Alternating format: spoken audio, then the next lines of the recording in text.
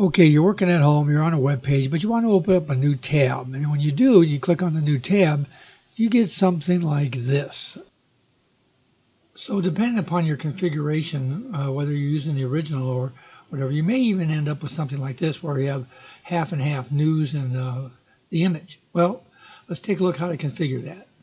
Now you can go to the settings page. There's a shortcut right here, this gear, where you can select which one you want.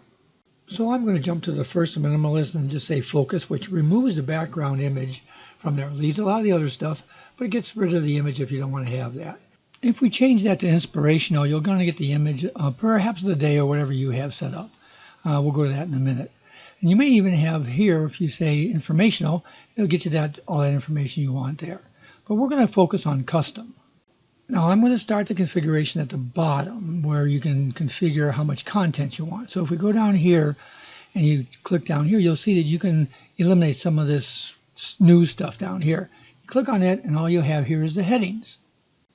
But we can minimize that even more by clicking down here again and going down here, and you can even get rid of the headings. Now you can still scroll down and get the information you want. But let's say I don't want that information by accident or don't want to have the bandwidth to load it up. Just click on that and it gets rid of it all. And when you scroll down here, even though it says you can, if you go there, there's nothing there. So now that we've minimized that custom content, we're going to go down here again and we're going to look at the image. And you can have several different things.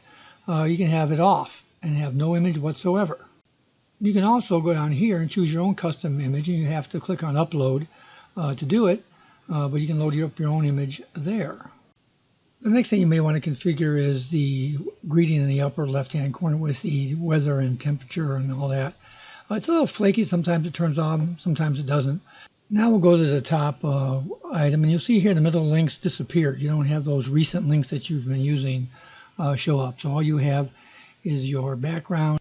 And if you don't like that, you can click on it again to load up a different image, or even just click on remove, and you'll have a very clean background. So let's talk about the home button now.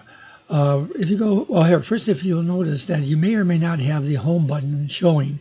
You have to turn that on in order to see it. It comes installed, it doesn't have it set. So you come over here, you get down here to the appearance, and it's probably not set. So you want to go ahead over here and turn this on and make sure that your button shows up over there. That way you can use it. And you can configure it then to do a couple of different things. One is to open up a particular page. For example, if I go here and click on the home button, now it goes to my site. So I can jump right to that. You can set this up for Google, for whatever you want as a quick jump to a particular site. The one thing to remember is that it's not like the new tab opens up a new tab. If you click on the home, it replaces the current page you're on. So you be aware when you're using that.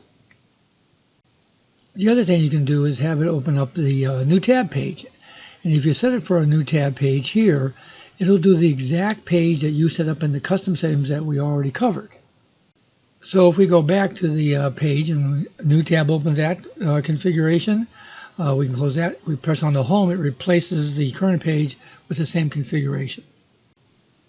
By the way, if you want the new tab page to bring up Google by default, there's a way to change your search engine.